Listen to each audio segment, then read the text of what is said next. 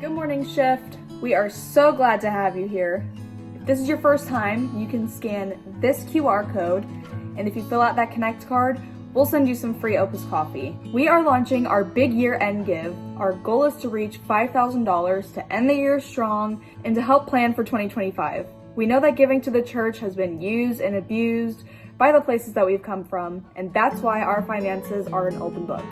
By giving to Shift, not only are you helping create a safe, healthy Christian spirituality, you're also helping our community partners. For example, your donations help our Pastor Joe give significant time fundraising for our Pride Community Center. In the last 3 years, he has raised tens of thousands of dollars for life-saving services and programs for those who need it. Name another church that does that. Oh wait. If you would like to help us reach our goal or even exceed our goal, you can scan the code, you can donate one time, or you can even set up to make a recurring donation. Every cent is received with gratitude and purpose. Our next online-only service is December 1st, next weekend. I've told you multiple times, so if you show up, I'm not gonna feel bad. That's all I have for you guys today. Hope you guys have a wonderful and amazing and delicious Thanksgiving weekend. Now on to week 4 of stuff I'm thinking about.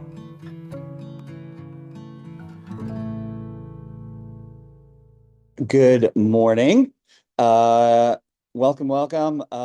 My voice is very scratchy today. I finally went through puberty, and so no, it was due to the major upset of Ole Miss by the Gators yesterday, which was awesome.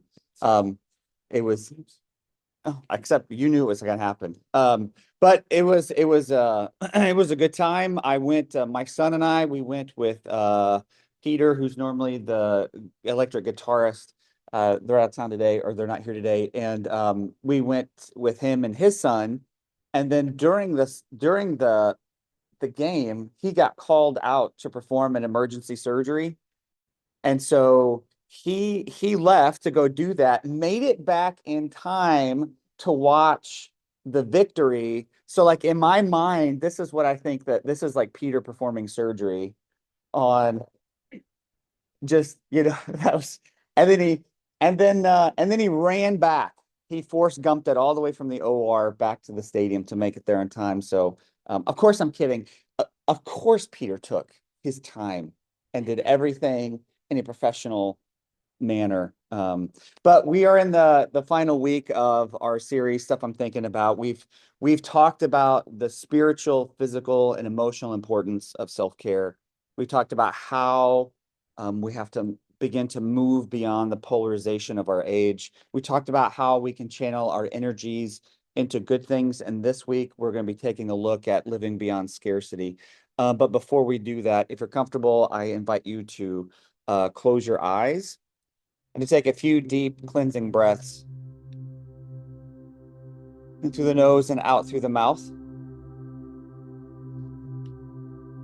And as you do so, allow your body to relax and your mind to go where it needs to. And I will encourage you to lay down whatever came before this and to keep whatever is coming for next or next, and just concentrate on here and now. Set your intentions for this space. What is it that you need from me? What is it that you need from this time together?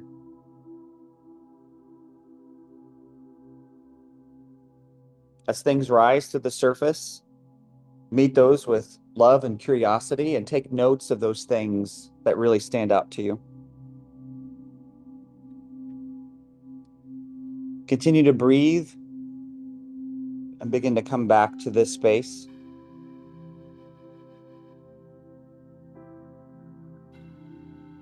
And when you're ready, I invite you to open your eyes.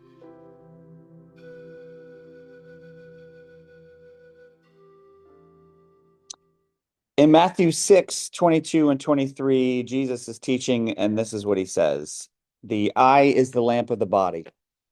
So if your eye is healthy, your whole body will be full of light. But if your eye is unhealthy, your whole body will be full of darkness. If then the light in you is darkness, how great is the darkness? In Celtic Christianity, there's a beautiful concept called Anam Cara, which means soul friend. And it's the belief that a true companion helps us see the world rightly, with clarity and with love and wonder. And how we see determines how we live, and how we live shapes the world around us that we create. And that idea can be seen in the stories that we tell ourselves. I just finished an amazing book called The Quest for Thin Spaces or Thin Places, uh, Finding Spirituality After Deconstruction by author Dana Hicks. I actually talked to him this week, and his episode will be coming out in January for the podcast. But in that book, he recounts a social experiment where a group of people were told, group of participants were given two glasses of wine, and they were told that one glass was a $10 glass of wine and the or $10 bottle of wine, and the other was from a $90 bottle of wine. And based on the stories that they believed about those bottles of wine, changed their experience with that wine. Neither of those things were true. Neither of those were true. But because they believe the stories, the $90 bottle of wine all of a sudden tasted fuller, more complexity, all of those things. And there is the event, and then there is the perception of the event, right? This thing happens, and it's our perception of the thing that happens. And our brains are sneaky, and they will create narratives where there are none. And this is why we see a rise in conspiracy theories. Our brains will take unrelated events or people and conjure a thread that connects it all together to support something that we already believe about the world. And then that process creates a sense of belonging with other people that buy into the same thing, but also a sense of superiority. That's not the only trick that our brain loves to play on us. Think about a time, I want you to think about a time where you bought a particular kind of car, all right? Whether that car, whether it's a specific make and model of the car or the color. Now, isn't it weird that after you bought that car, you started seeing that all over the place, as if they just kind of appeared out of thin air, right? You either saw that particular kind of car or you saw that color of car everywhere you went, right? That's called your reticular activation system. And the reticular activation system, or the RAS, is a network of neurons in the brainstem that regulates sleep-wake cycles, it regulates arousal, and it regulates attention. And when it comes to noticing these patterns, it's because the RAS filters out unnecessary noise and only lets through relevant information. Your brain is hardwired to see and experience the world in very particular ways based on those patterns and stories. And now here's the truth behind that truth, is that we all participate in that. We all create, either knowingly or unknowingly, the world that we live in. We all have confirmation bias. And none of this, I don't think any of that is evil or nefarious or bad on its own, but it's when those biases and those processes are allowed to operate unobserved, that's when it can become dangerous.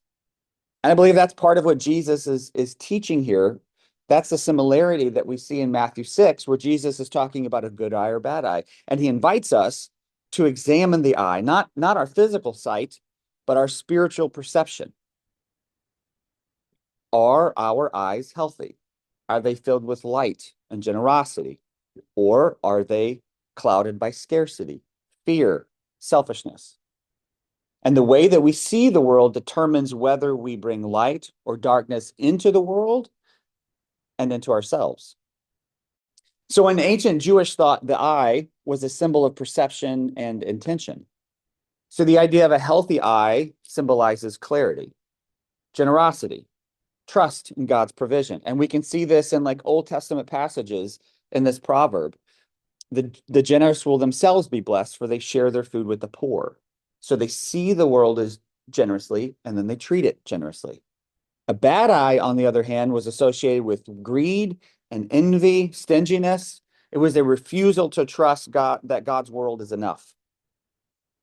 And Jesus isn't just talking about individual choices, right? Which I think the church focuses on far too much. Not that it's not important, but what Jesus is also calling us to is to examine the stories that we believe about the world and to examine the patterns that we look for.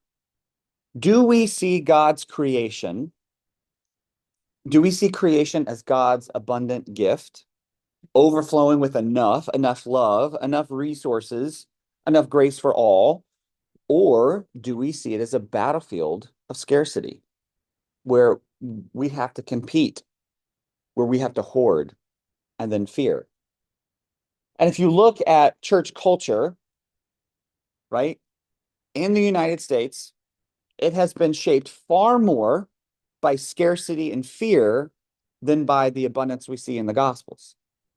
And allow me to give you just a few of the myriad examples of this. Politicians claiming that they are coming for your job, coming to destroy your communities, taking over our Western, that's code for white, culture. Or how about this? Religious leaders warning that extending love to LGBTQ people, immigrants, or whatever category other will somehow dilute God's kingdom. Or how about this? A church consumer culture telling us that we're never enough, that we're never wealthy enough, moral enough, or holy enough. This is what theologian Walter Brueggemann, and if you're ever into theology, I highly recommend Walter Brueggemann. But this is what theologian Walter Brueggemann calls the myth of scarcity. It is rooted in the belief that God's world is not enough and that we must fight and scramble for whatever crumbs are left over. And that mindset is profoundly un-Jesus-like. As Barbara Brown Taylor puts it, the opposite of faith is not doubt, but fear. Scarcity is fear. And the whole life of Jesus is showing us a different way. I mean, it's just right there. His life is a testament to abundance. He turned water into wine. His very first miracle turned water into wine. And not just enough, it was overflowing. It was abundant. That's in John chapter 2. And Matthew chapter 14. He fed thousands. The story is that he fed thousands of people with but a few loaves and fish, right? So much, not just enough for everybody, but so much that there was leftovers. He talks about the kingdom being something that starts small like a mustard seed and then grows out of control wildly, overtaking gardens, something that offers shade and shelter for all. Abundance is woven into the fabric of creation itself. It's the rhythm of the seasons. It's the rising and setting of the sun, the way that the earth provides enough food and water and beauty for all creatures. When we live with healthy eyes, we align ourselves with this divine abundance. And so the invitation to this abundance is not something unique to Christianity. It's not something unique to just our wisdom or faith tradition. Celtic spirituality, even it was in the title of the book. They have this term, thin places. They talk about it all the time. Not just Celtic Christianity, but also before that. Reminds us that the divine presence permeates everything, that when we see the world as sacred and connected, scarcity melts away because everything is sacred. Buddhism. If I mispronounce this, will you tell me? The practice of mudita. Mudita. Okay. Finding joy in others' joy. Me finding joy in your joy and you finding joy in mine, countering envy and scarcity thinking. Or in indigenous tradition, Quechua, which is in the Andean region in South America. Again, if I mispronounce this, please forgive me. Sumat Kausa. And I Googled how to pronounce that. So it means good life. And it's the principle of promoting living in harmony with nature in order to achieve well-being for all people. And so these ancient perspectives that are outside of our faith tradition remind us that abundance is not about possession, it's about perception. And I'll be really honest with you. I wrote something here, a story that happened earlier in the week, and it's a good one, but I am not feeling it today. So I'm standing here like actively choosing to believe in abundance, right? So I get up this morning and I get ready and I do my normal stuff. I sit down and I read through my sermon again and make any last minute changes or whatever, just based on, how I'm feeling or whatever. And then I have coffee. I let the cat out onto our screen in back porch, although he was screaming about the cold, yelling at me like, I can't do anything about it. Sorry. And I have breakfast and just kind of take my time, and then I'm getting ready and I go out to start the car, and then nothing. Not a single thing. Not a nothing. It's not the battery, it's brand new battery. It's not any of the normal things. And it's an older car, and we knew that at some point in time, like it could be a simple fix. It could be a simple fix. Or it could be dead. Um, but what good does it do me to stress about it? What good does it do me to,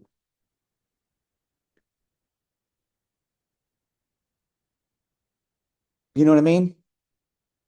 It's either simple or it's not. But my perception of the event is it's going to either make it worse, regardless of the outcome, or it's going to make it better, regardless of the outcome, how I interact with that, right?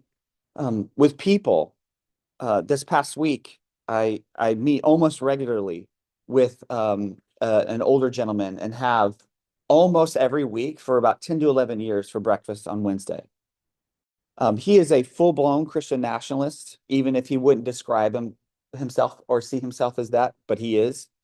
And so this week, I I mean, I went down and needed to ask him some questions about some stuff, and but I did so, because from a position of love and curiosity, right, rather than like harshness or my heart being hardened towards this person. Um, and I brought up what's going on in the world around us. And I asked him about the reality TV show that our government is turning into.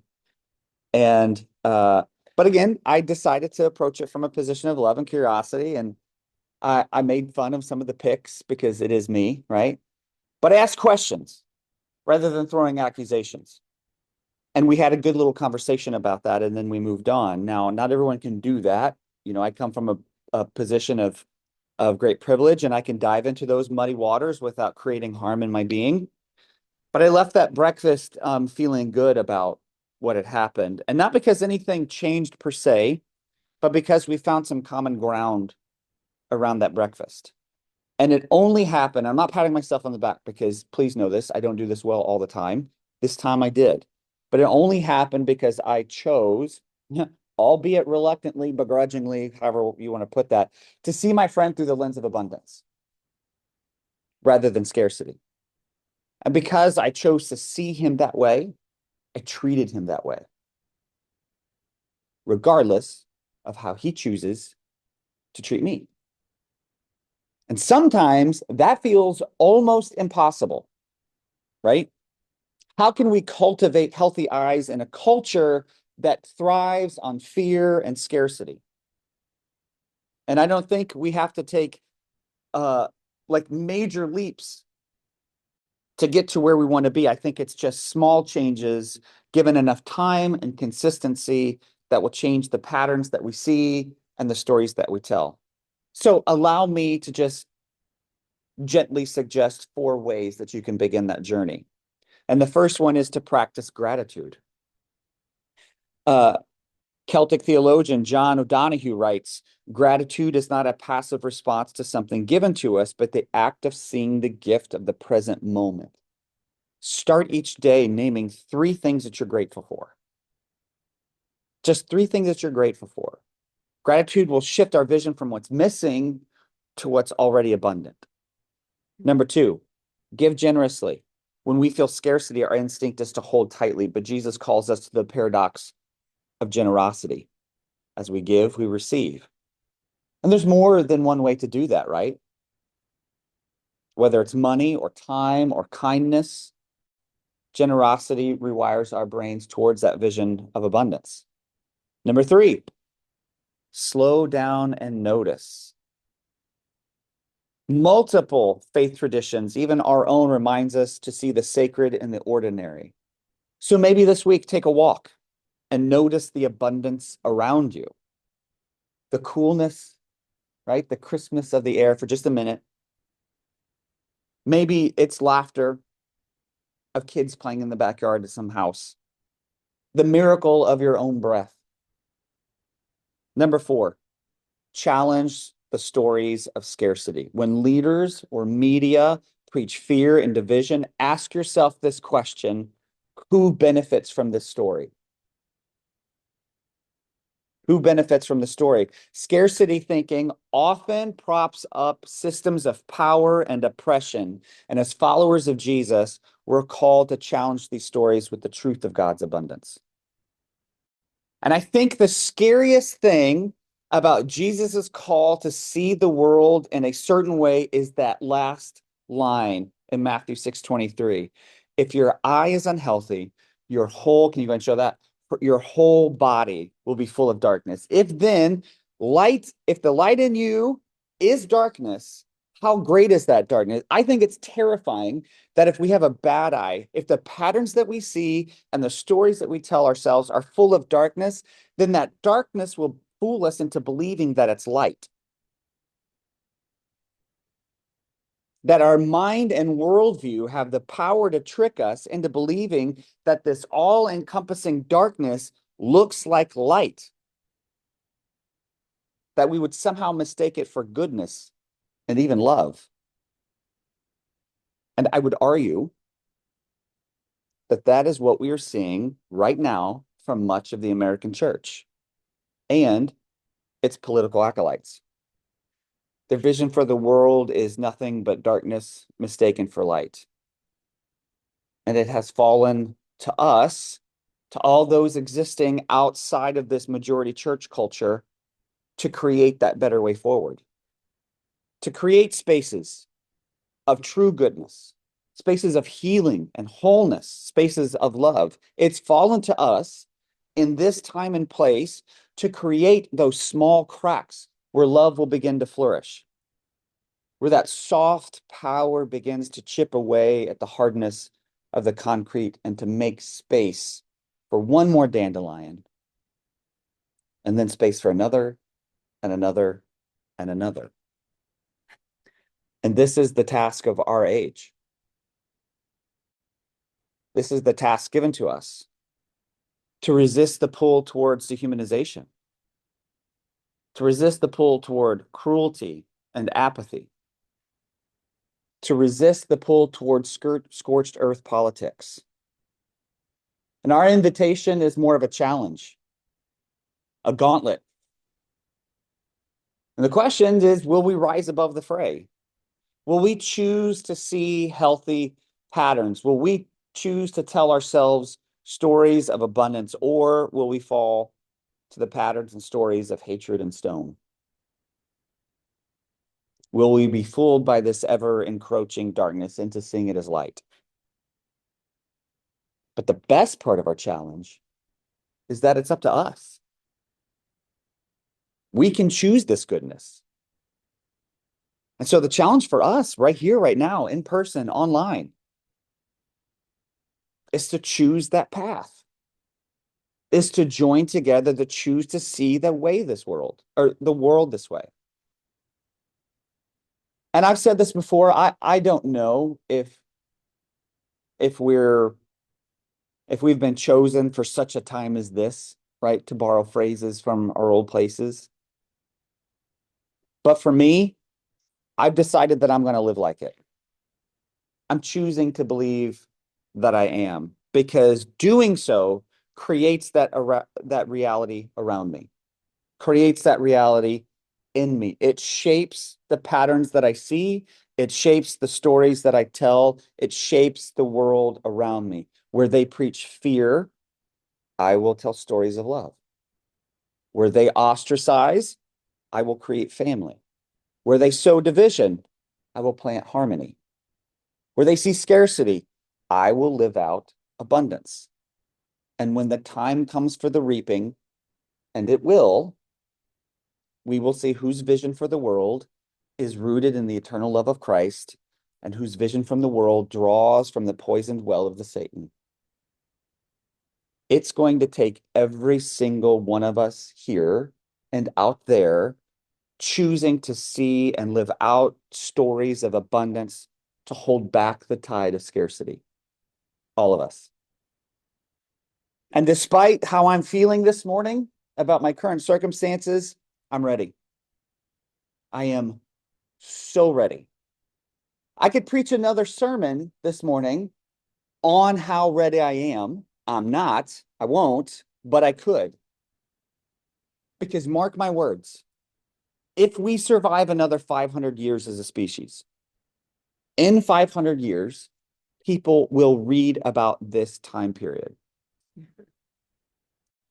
And what they read will largely be shaped by how we choose to live in places like this, all over the country, right here and right now.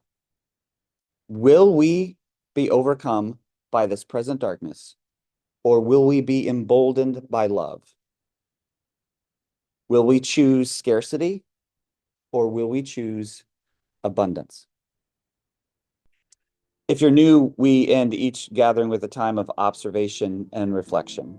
And we do that to allow you time to listen to your body and listen to the Spirit. And so the band will come back up and play. So it's not an awkward silence. Lights will be turned down to help create a little bit of intimacy. And I will ask questions to help guide that process. And then I'll pray, and we will have time for communion. That communion, the symbolic table, is open to all who are willing. And each week, communion is served to remind us something about who God is, to remember. And so today, let it remind us, help us remember that it is the path of Christ that leads to freedom and life, to abundance. So just like we began our gathering, I invite you to close your eyes and take a few deep breaths. Allow yourself to feel what you need to feel. And my first question is this: what was it that you needed from this time together? What was it that you needed from me? Did it come to you? And if so, what's it saying? If not, why not? And what's that saying?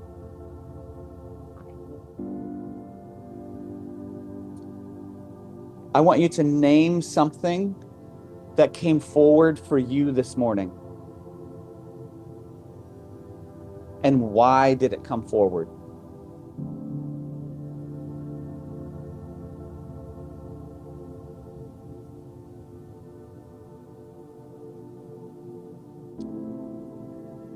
Where in your life do you have a healthy eye?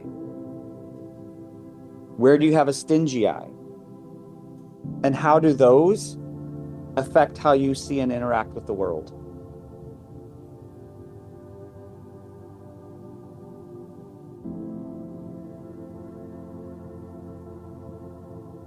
And my final question for you is, which of the 4 suggestions we talked about do you need to work on the most?